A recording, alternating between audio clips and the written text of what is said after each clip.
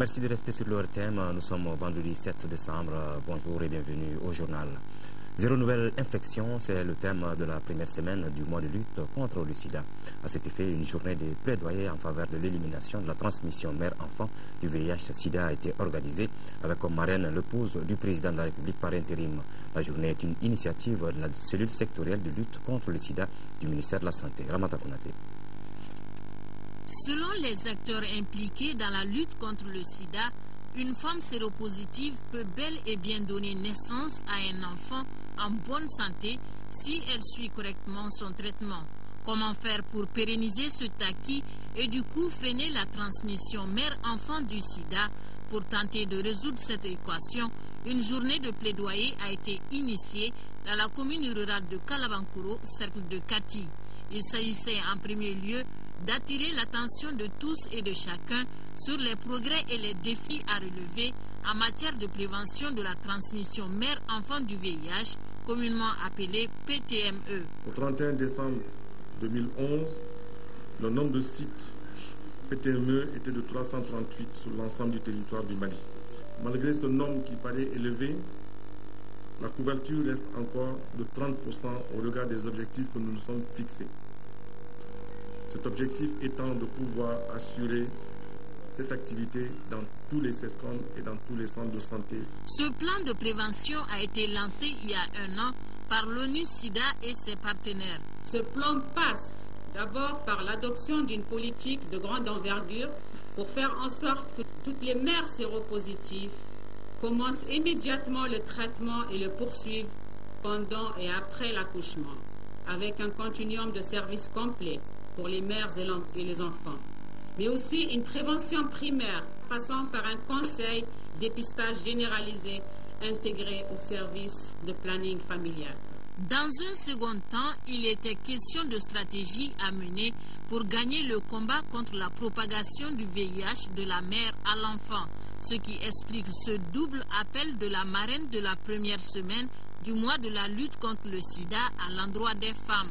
Le premier est de vous inviter, chères sœurs, chères filles, à fréquenter de façon régulière les centres de santé, les CESCOM, les hôpitaux pour les consultations prénatales. Et le second, c'est de vous inviter à observer le dépistage VIH-Sida. Cela a deux avantages. Le premier est de connaître votre séropositivité et par conséquent vous faire suivre un traitement adéquat.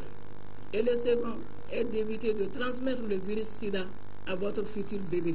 Ces règles, une fois respectées, pourront contribuer à freiner la propagation du sida et permettre au Mali d'être au rendez-vous de 2015. Cela, bien sûr, avec l'appui des partenaires techniques et financiers.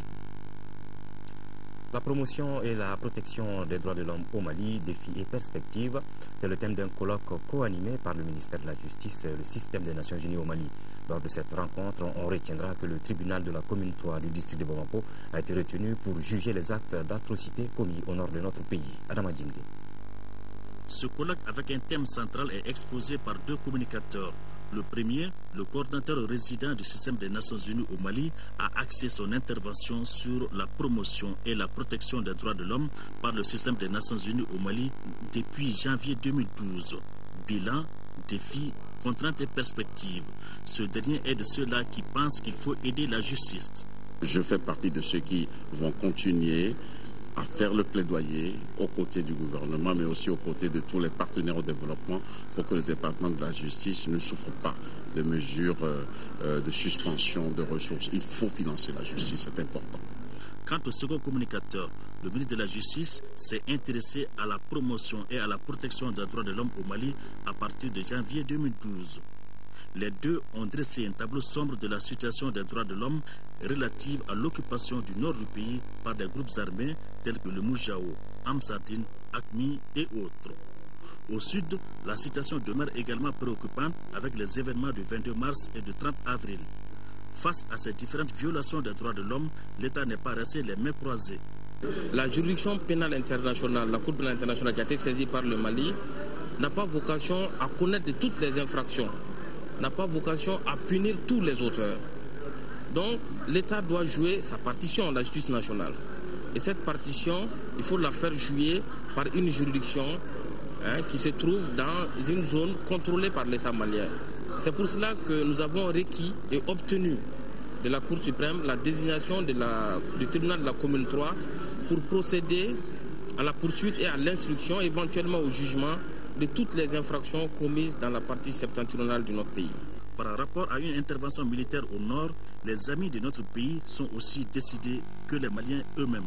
Il serait illusoire de croire que le rapport qui a été fait par les médias des déclarations du secrétaire général signifie qu'il n'y aura pas d'intervention. C'est une illusion. Je répète, la position des Nations Unies, c'est la même que celle de l'Union africaine, la même que celle de la CEDEAO, qui a été rappelée par l'État malien lui-même. Il y aura dialogue, on va privilégier la voie politique, mais il serait surprenant qu'il n'y ait pas d'intervention parce que vous ne pouvez pas dialoguer avec des terroristes ni avec des trafiquants de drogue. En termes de perspective, au niveau du département de la justice, l'on pense déjà à la création d'une direction nationale des droits de l'homme et à la construction d'une nouvelle prison à Bamako. L'armée malienne procède actuellement à un recrutement massif pour étoffer ses rangs. Des milliers de jeunes postulent depuis le 1er décembre dans 2 centres, à Bamako et à Ségou. 2000 jeunes seront retenus sur l'étendue du territoire national. Pour le dépôt des dossiers, tous les jours, de longues files d'attente se forment devant l'école de la gendarmerie à Faladier en commune 6. Adama Kamara et Ibrahima Traoré sont allés constater l'atmosphère sur place. La scène est impressionnante. Depuis 6 jours, des centaines de jeunes volontaires se bousculent ici pour déposer leur dossier au recrutement de l'état-major général des armées. Ils sont âgés de 18 à 23 ans. Tous rêvent d'intégrer les rangs de l'armée malienne pour défendre l'honneur et la patrie, surtout en ce moment où les 2 tiers du pays sont occupés par des groupes armés islamistes. Je suis venu déposer mes candidatures pour défendre mon pays, rapporter ma pierre. Il y a des difficultés. Depuis le matin, je suis venu pour mes dossiers. Depuis le matin, je suis là jusqu'à 13h, je n'aurai pas déposé. Nous sommes venus ici pour soutenir le Mali, mais ce n'est pas pour l'argent. C'est pour aider l'armée malienne à conquérir le nord du Mali. 2000 jeunes seront recrutés. Déjà près de 4000 se sont inscrits. Un deuxième centre se trouve à Ségou où l'on enregistre le même engouement selon nos sources. Le dépôt des dossiers se poursuit jusqu'au 10 décembre. Les autorités militaires indiquent que les nouvelles recrues vont renforcer en éléments disciplinés une armée qui en a besoin. Les futurs soldats vont aider également à sécuriser le territoire et les zones frontalières après la reconquête des régions occupées. Et ces candidats semblent bien déterminés à remplir pleinement cette mission. Je vais aller au nord. Si je me suis recruté dans l'armée des terres, je jure devant Dieu, je vais aller libérer le nord. C'est pas moi seul. Je suis prêt à aller au nord pour libérer le nord. Vraiment, je peux dire que j'ai fait beaucoup d'études, mais la chose qui m'a plu beaucoup, ça c'est d'être militaire. Je suis venu ici depuis 4 h du matin. La liste finale des candidats retenus est attendue dans les semaines à venir. Ils seront aussitôt convoqués dans les centres d'instruction pour la formation militaire. Le patriotisme de tous ces jeunes est à saluer. Dossier des fonctionnaires et contractuels radiés de la fonction publique. Le collectif des jeunes Touche pas à mon droit réclame toujours justice. Il a organisé hier matin une conférence de presse à la Bourse du Travail. Le dossier est au niveau de la section administrative de la Cour suprême. Le collectif dit faire confiance à la justice malienne. Mohamed Diarra. Le collectif des jeunes Touche pas à mon droit n'entend pas baisser les bras. Il veut explorer tous les moyens possibles pour obtenir la réintégration de ses membres de la fonction publique. Maître Ali Bachili, l'avocat du collectif, a engagé des procédures en référé devant la section administrative de la Cour suprême. La durée de ces procédures, selon la loi, ne doit pas excéder 8 jours. Cependant, ce délai légal est dépassé selon l'avocat. Cette conférence de presse a pour but de rendre compte de l'évolution du dossier aux journalistes. Il nous a été dit à la Cour suprême qu'on leur avait donné un délai de 15 jours. Il y a de cela plus de 40 jours. Et ils ont répondu au référé que nous avons fait après presque un délai de 30 jours, alors qu'il leur avait été accordé que 15 jours. En tout cas, le collectif dit croire en la justice malienne, ce qui ne l'empêche pas de saisir d'autres juridictions internationales s'il le faut. Les jeunes disent refuter toute violence pour atteindre l'objectif qu'ils se sont assignés. Notre combat, c'est un combat noble. Notre combat, c'est un combat de justice. Notre combat, c'est un combat de droit. Donc nous restons toujours derrière la loi pour revendiquer nos droits. Le collectif est tout de même convaincu que le bout du tunnel n'est pas pour demain. Il n'entend donc pas baisser la garde. Une plus grande coopération politique entre les ministres en charge de la décentralisation en Afrique. La 6e édition du sommet Africité qui se déroule actuellement à Dakar au Sénégal travaille vers l'atteinte de cette composante et avant même la fin des travaux, le ministre malien de l'administration territoriale et de la décentralisation et son homologue du Maroc ouvrent la voie en se rencontrant. Envoyés spéciaux Mohamed Touré et Sidi Modibo Dambé. Certes, le développement des territoires africains passe par des synergies d'action concertées et réfléchies de la part de nos élus locaux, mais il faudrait bien aussi des volontés politiques fortes des pouvoirs exécutifs. C'est pourquoi la sémantique du sommet a prévu plusieurs rencontres de haut niveau, parmi lesquelles les échanges de vues et d'expériences entre les ministres africains en charge de la décentralisation. Nous comptons toujours sur cette présence du Maroc aux côtés du Mali. Vous savez, nous devons, mon département particulièrement, organiser les prochaines élections au Mali. Donc nous avons beaucoup échangé par rapport à l'expérience marocaine et nous avons reçu l'assurance de la part du ministre que cette présence sera continue. La paix et la stabilité sont indispensables à tout processus de développement.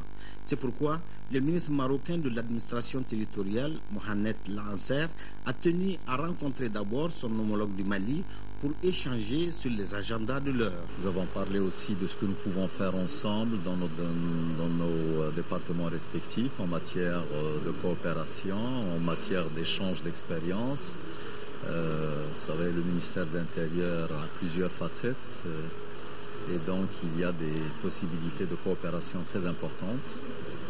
Et nous avons un peu évoqué aussi la situation globale dans la région et des efforts des uns et des autres pour que la paix, le calme et l'unité reviennent au Mali. C'est donc très satisfait que les deux ministres ont bouclé leur entretien.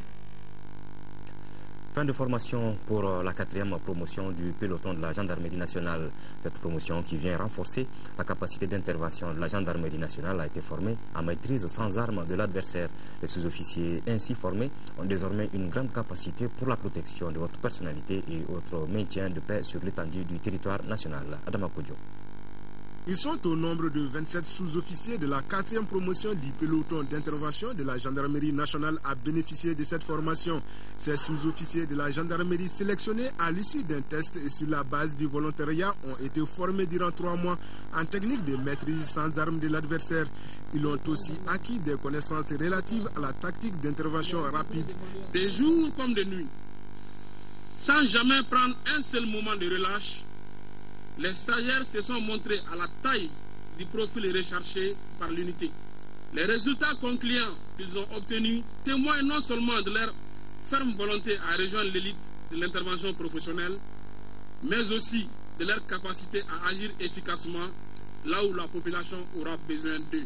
Pour montrer leur maîtrise des notions apprises, les récipiendaires ont procédé à des scènes de simulation d'intervention de maintien de la paix. Les exercices que nous venons d'assister nous rassurent dans nos capacités d'intervention. Et vous savez, pendant 3 mois, ces jeunes ont subi une formation très rude. Et vous avez vu les résultats ce matin. Et ça nous donne encore confiance à nos jeunes. Un signal fort aussi pour tous les malfaiteurs, pour tous ceux qui essaient de commettre des actes crapuleux. Ils sachent que désormais il y a une véritable force de frappe qui est là et qui n'hésitera pas à les démanteler. Créé en mai 2006, le peloton d'intervention de la gendarmerie nationale est une unité qui compte 2 officiers et 60 sous-officiers. Sa mission principale est la lutte efficace contre le terrorisme sur toute l'étendue du territoire national. Actualité hors de nos frontières au Brésil, mort de l'architecte Oscar Niemeyer à 104 ans, une des plus grandes figures de l'architecture du XXe siècle. Il aura construit plus de 600 bâtiments dans le monde, œuvre de son génie créateur. Il n'y a rien à commémorer, avait déclaré Oscar Niemeyer le jour de ses 100 ans. 2 ans plus tard, il ajoutait que sa seule consolation était de voir que son pays, le Brésil, est plus égalitaire qu'avant. L'une des plus grandes figures de l'architecture du XXe siècle s'est éteinte mercredi soir à l'âge de 104 ans. Il laisse derrière lui une œuvre considérable, plus de 600 bâtiments dans le monde et une capitale, Brasilia, surgie du néant en 1960 dans le centre du pays et classée au patrimoine mondial.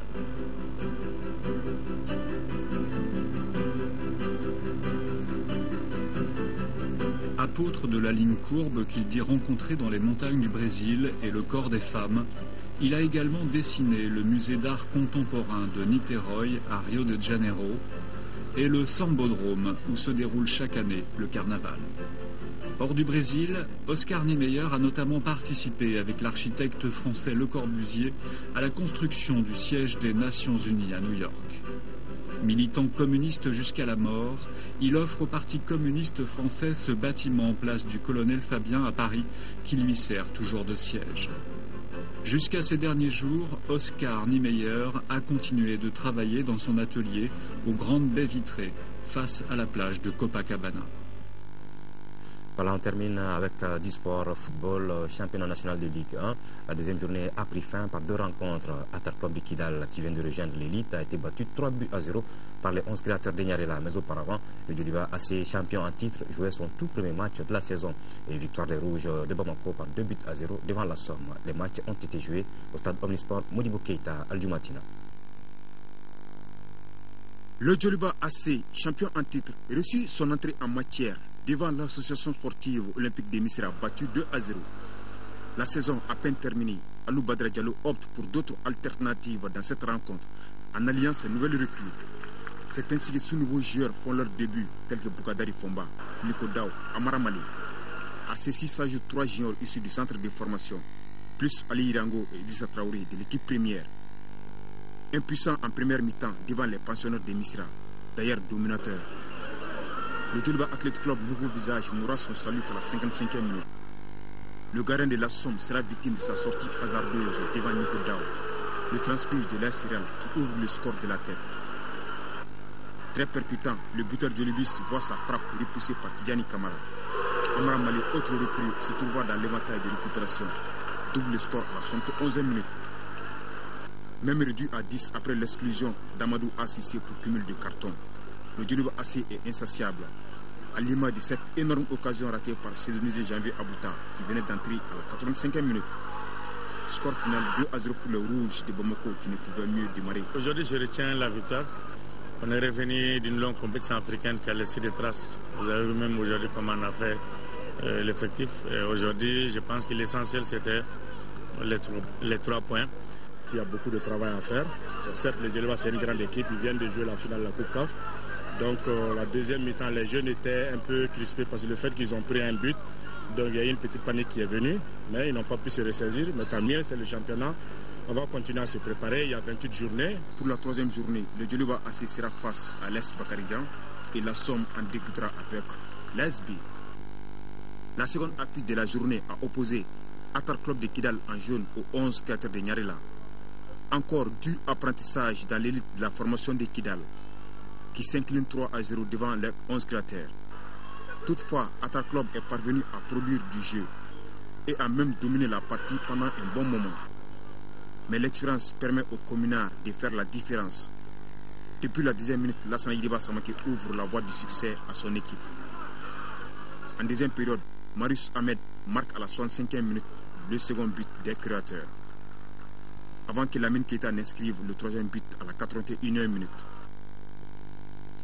Voilà, à 18h et à 20h, vous retrouverez Amadou Sankaré pour les éditions du soir. En attendant, ayons toujours une pensée de réconfort et de soutien pour nos compatriotes vivant dans les régions du Nord sous occupation. Merci, à très bientôt.